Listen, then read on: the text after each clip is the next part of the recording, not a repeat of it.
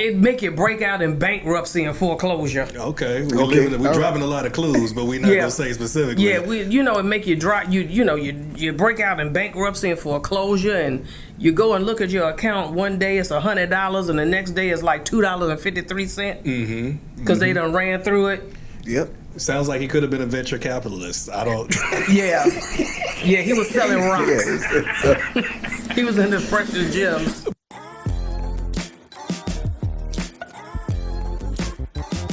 Thank you for watching the Jokeaday podcast. Also listening. I don't know why I just said watching when I know some people just audio podcast. That don't even sound right. Audio. Listen. I just should have said listen. I'm trying to be like technically sound, and I'm just messing it up right now. Get it together. I'm trying, bro. I'm trying. I'm a work in progress. Thank you for checking out the Jokeaday podcast. My name is Lionel Harris.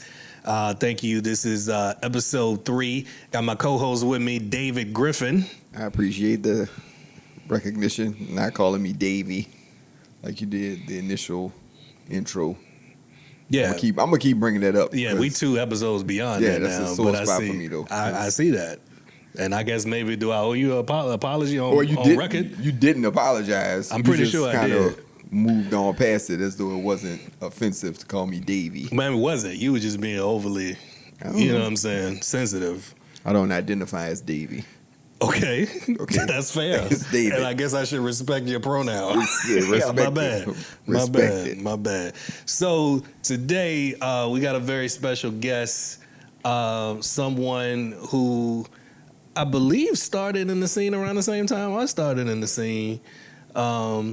She's been someone that, I remember hearing from the beginning. Maybe started a little after me. I don't know. But, originally from Harlem, New York, but now a Virginia transplant. Make some noise for Donna. Yes, and the crowd roars. Yes. Donna Lewis, thank you for being with us. Thank you. Thank you for making the time to come out and do the podcast. I came all the way from overseas, from Hampton. Over the sea. I think it was AC. Yeah. You crossed one of the 7. Yeah. That's cool. Definitely. That's true. When did you start? What year was it? 2016. So we did start at the same. We started at the same time. It's the same year I started. I graduated from the Funny Bone Comedy School in August of 2016. So I started in May. You took the class too? I didn't take the class, but I started that May, 2016. So just a few months. I thought we started around the same time, same class. But up until then, I had been doing a year of improv. Oh, okay, yeah. Before taking the class. Mm-hmm. Okay. Yep. Yeah. All right. Well, I remember the first time I saw you was in New Orleans, actually. So it was a couple years after you had been. Yeah. It must have been a few years after you had been there, because you did the Black Girl Giggles. Yeah, Black Girl Giggles. Like you made the biggest impression on me that night, because there was a whole lot of comics performing that night. Okay. Yeah, and I think I remember. Memorable. I think you had the most memorable set. You know, you and of course Jennifer, my wife, was performing. You better say that. Of course, she was pregnant. That's why I know it was around 2017, 2018. Something like Shout that. out to Jennifer Griffin. Yes. Oh, cool. I wasn't trying to cut you off. I'm just no. I was just saying, because you was reminiscing about y'all time. You know, you started when I started. I was like, I wanted to get in on it too and let her know. Why you? I remember he saw me in New Orleans. Yeah, I saw it in New Orleans. That's what I'm saying. I mean, in no disrespect, I don't mean it as an insult of anybody listening, but why did you make me sound like special needs when you mimicked me just now? I mean, I hear what I hear. Okay. All right. What made you decide to get into comedy at all? Like, what made you decide to do that? Well, I've been a fan of comedy since I was a little girl, and I was sneaking to watch Johnny Carson when I was supposed to go to sleep. Right. Because I wanted to see his monologue and his sketches. Okay. Before I went to sleep every night. And actually got my butt whooped because my grandma said go to bed. And Johnny Carson needs to know that I took a butt whooping for him. Okay. But also growing up in the house, my grandmama didn't, didn't keep anything off limits. I listened to Red Fox and Wild Man Steve and Mom's Mabley records because I'm of a certain age and we had records. Okay. And so she had party records. And so I listened to those. Just like comedy. I've always liked comedy, but fast forward to 2015. Okay. After being moving here and being married, getting divorced, trying to figure out my life, I had joined Meetup, the Meetup app, just to find things to do because I didn't know what to do if I didn't have kids or a husband to clean up and cook after. So I'm like, I needed something to do. And I joined one of the social clubs on there, and somebody had posted, let's take an improv class. And I'm like, improv class? Local? And so I didn't know you could, my brain didn't even think that anyone could go to school to learn comedy or anything like that. So anyway, I ended up at Push. Shout out to Push. Push Comedy Theater, Norfolk, Virginia. Norfolk. And I took the Improv 101 class, and I just kept taking the next one and the next one and the next one and the next one. Okay. Yeah. So, all right, now, you mentioned that, okay, it was post-divorce, moving down here. Why did you move down here? Was it for your job? It wasn't for your job? No. Okay. All right. So, I mean, let me mention this. Tell the people where you work, first of all. Yeah. I work at NASA, and I've been there 23 years. So legit, like hidden figures, right? Comedian right here. Yeah. Somehow. But I moved down here because my ex-husband, I don't know if I can cuss, but my ex-husband, because he make me cuss. Talk your stuff. Go ahead, say what you need to say. I moved down here because of my dumbass ex-husband. He was in the Navy. Okay. That's how a lot of us New York transplants come down here. I like to call Hampton Roads a refugee camp for Northerners. Yeah, I agree. That's true. A lot of New Yorkers, specifically Virginia. I'm like, why Virginia of all places? Because even like you go back to shows like Cosby and stuff, it was always Virginia. Even like Spike Lee joint, you know the movie School Days. The what is it? The school on Cosby was here. Hillman was supposed to be because they used to play Hampton. Graham New or whatever that grandma character was from Virginia. But I'm trying to think of the Spike Lee movie too. All I can think of is School when they Days. was kids. Not Crooklyn. Crooklyn. They went to visit the relatives in Virginia. That was here. That was in Hampton Road. It was specifically Hampton Road. Well, you know what happens? People come down here for Virginia Beach for vacation from New York, and they're like, "Oh, it's nice. Oh, the house is only $2 a month. Right. I'm move." Right. Disclaimer: they are no longer $2 a month. No, they are not. Not anymore. Please, I don't want to put out some fake news. You know what I mean? Now and plus the interest rates are way higher now. They're gonna beat your pockets off your pants now. Yeah, so, it still ain't like living in New York City. No, still not. But not a lot of places aren't. I mean, in the class, New York is in the class of like a San Francisco or a Hawaii, or Los Angeles. Yeah, that's a whole different class. But it's not inexpensive to live here. It's just by comparison, yes. Yeah. Because I mean, $1 million to get you a 1-bedroom apartment in New York. In Manhattan anyway. So, all right, you talk and you have had a lot to say about your ex on stage. That's one thing that I do know about you, and that's been a lot of your material. How long before you started stand-up were you divorced? Was it right after? Was it as it was happening? I had been, let me see, 2003 is when I packed up my farm fresh bags. Okay. And left. We broke up in 2003. The divorce wasn't final until 2005. Okay. So it was a long time until I discovered comedy. That's why I was wondering, like, it had to have been something that just made. I saw you say you went on Meetup, but something had to have made it click. I think it was a relationship that had ended, and I was like, I'm gonna tell jokes or something. I don't know. But when I saw the thing in the Meetup group, that's what spurred me to take the improv class. Right. And from there, I just kept following the Just path. kept on going. Yeah. So was it love? Like, were you initially going to the meetup because of a breakup in the first place? You like, let me be some more eligible. No, I ain't meet nobody worth a doggone in those meetups at all. That was definitely just social outings. Okay, all right. Because I joined a jazz meetup. I joined just a general social one. It was a lot of. I had found it was a lot of people over 40 and single from out of town here. Yeah. Yeah. This is And- one of those places that people move to. Yeah. There's not as many people from that still Right, are they here. move here. It's like a Marvel superhero. I like to call it a Marvel superhero origin story. Yeah. The New York transplant man or woman. Yeah. You moved down here because you came down here because somebody was in the military or whatever, Yep. and y'all do your thing, and then somebody gets divorced. Right. Then you developed a comedic superpower, right? Yes. Okay. That's what happened. Right. That's what happened. But yeah, I've been down here a long time. So a lot of times when in the origin story, it's like somebody gets exposed to some toxic material. Yeah. But Oh, in your case, it's the toxic relationship. Yeah, it was yeah. Toxicity of. Yeah. I got you. Is your hero origin or villain? Which one?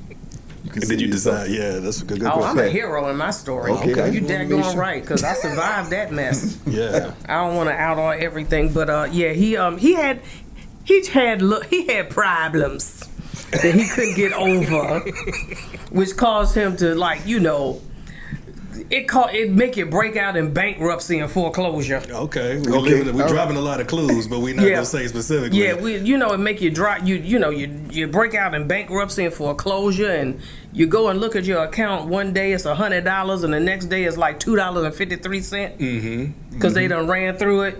Yep. Sounds like he could have been a venture capitalist. I don't. Yeah, he was selling rocks. Yeah. He was into precious gems. Precious Jills. Precious Okay. Jills. Yeah. My precious. Yeah, my practice. Them the gems. Those the rocks. I got Yeah. you. Gotcha. Okay. Yeah. So you survived a rocky romance. Yes, I See did. what I did there? Yeah. Yeah, I see what you did Okay, there. I like that. I like a that. rocky. Yeah, I'm proud of myself. Uh-huh. Want to pat on the back? Yeah, I did, yeah, there we go. Yeah, rocky. How did you end up in NASA? Just out of what made you? It has a little bit to do with the rock star I was married to. That's number 3. That's number 3. We're gonna keep these puns going Okay, without actually yeah, saying what it yeah, is. Okay. Apparently, there's a time in the course of his journey that he was not a rock star, right? And it was a relative calm. And so at that time, I went and was temping, temping, and selling Avon. I was an Avon star. I was selling $20,000 to $30,000 worth of Avon Wow. What? a year. Yes. And so that's what I was going to He do. was like an Avon mogul. Yes, I was. Then one fateful day, during that time, that relative calm, we were having a yard sale. And we put all the stuff out in front of the house. And I said, can you go to the bank and get some change? Well, 3 days passed. And the relative calm was done. So I'm like, okay, I'm going to have to put down the skin so soft and go get a job. But yeah, and so I started temping for the temp agency, doing administrative work, because that's what I was doing anyway before I, was doing all the Avon. And anyway, so I took a $10 an hour temp job at NASA in 2001. And I did well, and the people at NASA liked me, and they were like, we have a job. And so I got hired as a temp from being a temp. From being a temp. And that was 23 years ago. That's an amazing story. Mm-hmm. So you just, but I mean, it sounded like you was out here doing the thing. You was out here slinging keys at Avon. Yes, I was. And other people were slinging other things. Right. Y'all were a very entrepreneurial family. I see. Well, I was, it was balanced. He was messing up all the money and I was making it. Yeah, There you go. Right. There you go. But I got tired of that, so So what is it that you do specifically there now? I'm called a configuration and data manager And it all started as a temp. as a $10 an hour temp. Yo, just shout Now out. I make $1 million. So anybody watching, look, I be trying to tell my kids, man, David, I know you guys, you be trying to inspire your kids. I think I tell most of my kids. Some of them I don't talk to them because they get lost. I think They lost like cause? 4 out of 6. I usually talk to at least 4 out of 6 of them. Okay. Oh, wow. That's a good percentage. You done though. gave up on 2 of them? Nah, it ain't that. It's just you just forget. Like, did I talk to him today? Did I talk to her today? Like, you get lost. You need to put sticky notes on them. Exactly. That's when after I talk, say, okay, I talked to you today. There you go. You done. Yeah. There's got to be a classification system. Yeah. You know what I'm saying? Shirts and skins or something. Red sticky note on the head when I. Oh, shirts and skins. That's You funny. gotta put a star stick on the head after I talk to him. All right. Well, shout out to anybody watching. Look, a little bit of hard work. Like, you literally can just, something small can turn into something big. And we hoping that happens with this podcast. Please spread the word about Jokeaday. Anyway, back to your interview. It sounds like you've been putting in that work, though. So, I mean, I done a lot. I'm tired. But I've been on some really cool projects. In fact, one of the last ones, one of the ones I'm on right now, just launched in April. It built basically a real simple an instrument to be launched on a satellite to collect pollution data as it crosses across the United States and the world to collect pollution data in the troposphere, a part of the atmosphere. So, so people can analyze it, and so we can have better breathing conditions and things like that as time goes on. Okay, that's cool. That's awesome. That's the short answer. It's called Tempo. Nice. I like how you weren't afraid to not assume that we knew the part of the atmosphere called Right, the I was, troposphere. yeah, that's, You peeped that? yeah, I peeped that too. I wasn't gonna bring it up, but I Troposphere. appreciate the fact that A part of the atmosphere for the dummies. The rule. I know you got Bloods and Crips, you got Capulets and Montagues. Mm-hmm. Is it gang between Space Force and NASA? Do y'all got beef? I don't know. I mean, I tell a whole joke about Space Force because it sounds like somewhere that Wile E. Coyote went to work. Right. It don't sound real. It don't sound It real. doesn't sound, but it is real. It's real, but Yeah. it sounds stupid. It does. It does. I just want to know if you see Space Force in the streets. Like y'all I throwing don't up know. signs. On site. Yeah, it's on site. On site, okay. It's like, what are y'all doing? Is the slogan "May the Force be with you"? What is I it? hope I mean, that makes the most sense. Yeah. That makes the most May the sense. Force be with you. It just sounds so dumb. Space Force. I wouldn't tell nobody I was in it. Yeah. I'd tell them I sell crack.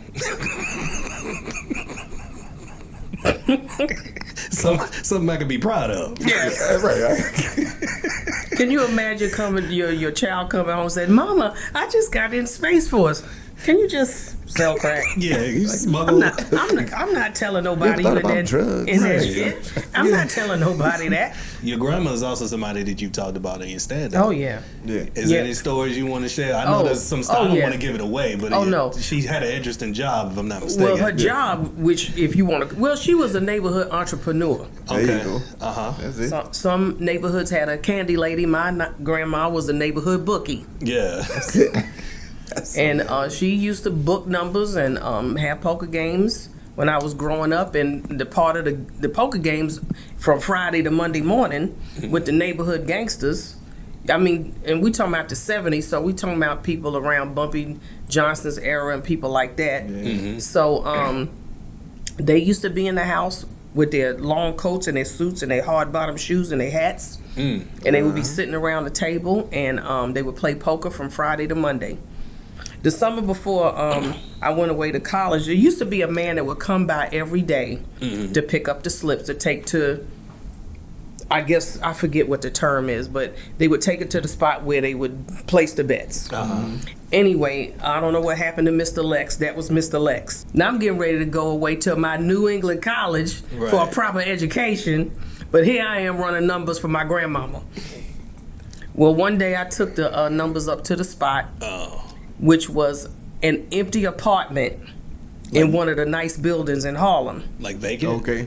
Vacant as hell. Okay. Not the apartment building, but the apartment where I going dropped the slips off at was not occupied by anybody. Gotcha. But I went up there one day and to drop the slips off, and it was a bunch of grown men in the same suits and overcoats and hats. Right. In an empty apartment with nothing but card tables and folding chairs. Before they became popular like here. Before they made it down to was it Alabama? Yeah. Right. And there was a card table with money piled up to here. Whoa. Just cash.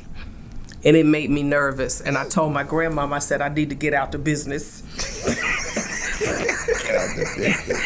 I'm getting ready to go to Providence to go to college. I can't be up on the RICO charges because I'm dropping those numbers for you.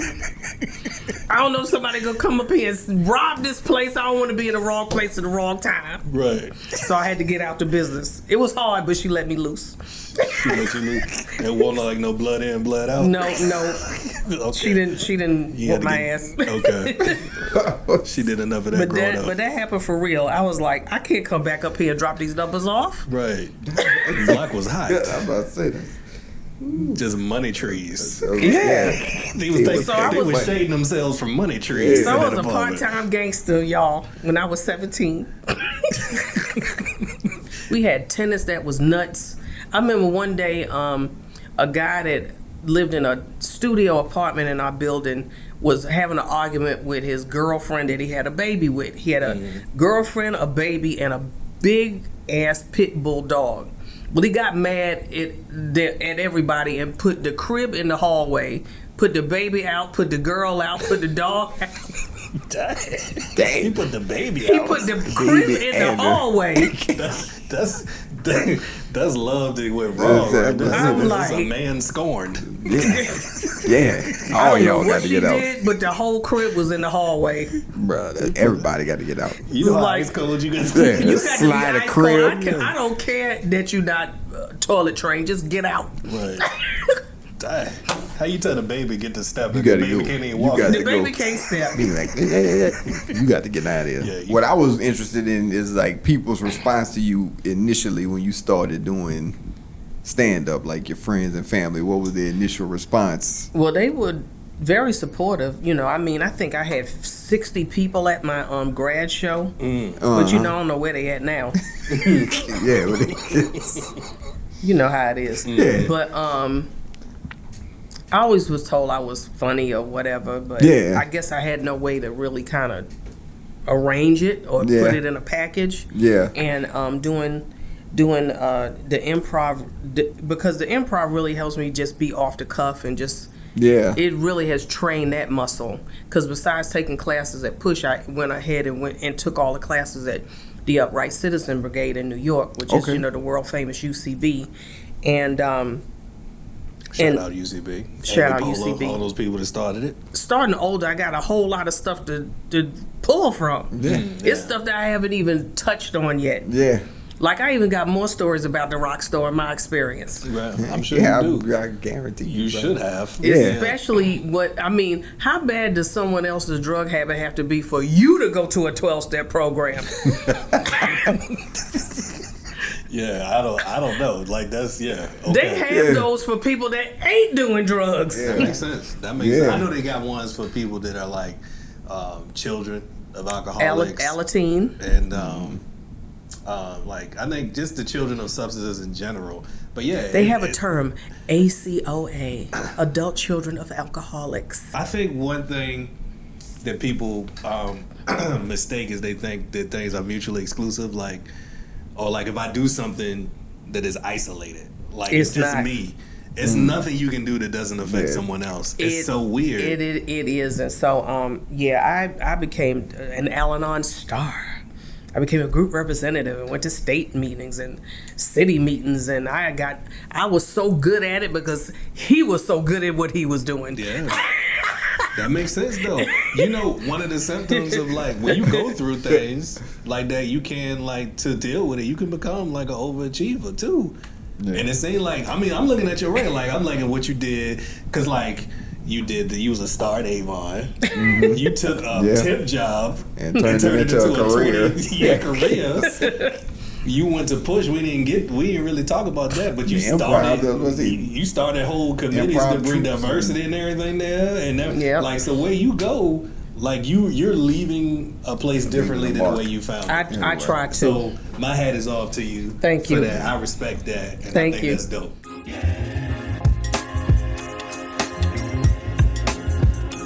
Well, everybody that we bring on the show, we like to do a segment called Sit Down to Stand Up. Okay. Sit down to stand up just simply means we want to workshop. Sit down with you, workshop a bit that you might be working on, help you get it ready for the stage. Of course, if you don't like our suggestions, of course you don't have to take them. Being 62, I gotta stay at the doctor because there's always something aching, breaking, dripping, or leaking. Going to the doctor is a challenge because you have to make doctor's appointments. Doctor's appointments is probably the reason why our healthcare system is so jacked up in America right now. Why you say that? Because why does it take a text, an email, and several phone calls to make an appointment? You talking about all the confirmations they be Yes. sending? I got you. Yes. Then they send you not only one email to confirm, then they sent you another one to not only confirm your appointment, but to sign into the portal to do it. Right, yeah. Okay. You make the appointment and they want you to come there 15 minutes before the damn appointment even start. Just in case you got to fill out some more. Some more damn forms. Right. Didn't y'all know I was coming? I got you. They want you to come early. Why? Every time I come early, I have to wait. So if my appointment is at 3:30, I'm coming at 3:29. Do whatever you will with that 1 minute. And don't show up 5 minutes late for your appointment. Right. Now you late.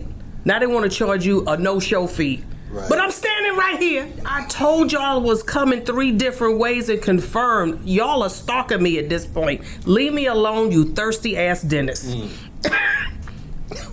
That's a weird combination of words, a thirsty dentist. Leave me alone, you thirsty ass dentist. Just want to get in my mouth and do nasty stuff. Okay. All right. Okay. We might have to go to commercial break. I hate the dentist. But anyway, that's one of my new jokes. Okay. So, do you want to go first or you? I got something. Go ahead. I got something too, but you go ahead. So, have you considered... All right, so we see what's angering you and what your complaint is. Mm-hmm. So, I have some suggestions on why they might be doing it. Why? They might be doing it because they know nobody want to deal with it. So it's kind of like, I mean, like you said, like thirsting, like they begging, like, hey, you still interested? You know, I need to see you, baby. Yeah, you know, I need to see you. Cause I'm gonna tell you, every 6 months. But see, when they send me the confirmations, they'll send them to my wife. They send them they don't just send them to me. See what I mean? Yeah, they send them to What's wrong with them? Everybody I know. One of my jokes is the dentist is spraying water in and sucking water out, and he has turned me into a spitter and not a swallower. Oh my God. I hate the dentist. Oh, Donna. I know. These are just, I didn't say anything nasty. Those are just suggestive. Yeah, suggestive. There you go. Suggestive. PG-13. I was taking the angle when we were talking about the doctor and all the confirmations, and like they want you to get there at a certain time, doing all of this stuff. Like, is it like they testing you to see how bad you really want to be healed? Almost. It's like, almost like a bad. It's like, go ahead. It's like a bad relationship. It's like. I want you to prove your love to me. Yeah, that's what I'm saying. Prove how much you want this healing. The dentist is an evil person. Yeah, I like my dentist. I got a good relationship with my dentist. He has a villain's laugh though. See what I mean? Yeah, he got a he was like, oh no. Let me tell you what my dentist did to me one day. Laugh, bro. My dentist know that. Oh God, he's something wrong with him. And they have no bedside manner or chairside manner. None. He knows I'm a comedian. He asked me one day when I got in the chair, so how's everything going with the comedy? So I said it's going fine or something. I was starting to tell him something. He's like, I don't really care. I'm like, why you ask me? He's like, over what? See? Again, it just keeps going on and on and on. I don't know. I'm gonna have to edit this out. I hate him. I'm ashamed of myself. It's okay. This can go a whole lot of ways. I'm glad I could provide. I care about your little comedy over there. I know. Right. He really said, I don't really care. He actually said that. I'm like, what to say? F you, dentist. Just finish cleaning my mouth and spray the water in and suck the water out so I can get out of here. Oh my gosh. Okay, so, thank you for coming on and doing the show with us. Yeah. Why don't you tell everybody your information, like where to find you on social, You can website? find me on social media at Comedian Donna Lewis, pretty much on everything, but I'm on Instagram and Facebook. Just look up Comedian Donna Lewis. I'll have the little cartoon with me in the spacesuit. Okay. Yeah. Thank you. Yeah. Tell the people where to find you. DavidGriffinComedy.com. David Griffin Comedy across all the other stuff. If you go to the website, you'll find the rest of it. You don't want to shout out the podcast? Coffee and Beignets podcast. Me and my wife, Jennifer Griffin. Listen to it. You can find me at LionelHarris.com. Links to shows and upcoming events and the podcast, whatever, on my social. Comedian Lionel Harris on Facebook. And, of course, for the Jokeaday podcast, at Jokeaday Podcast. So thank you guys for listening. It was a fun episode. I'm ashamed of myself, but I'm probably going to make an appointment with the dentist, so I got to go. Peace, y'all. Stay black, fight the power.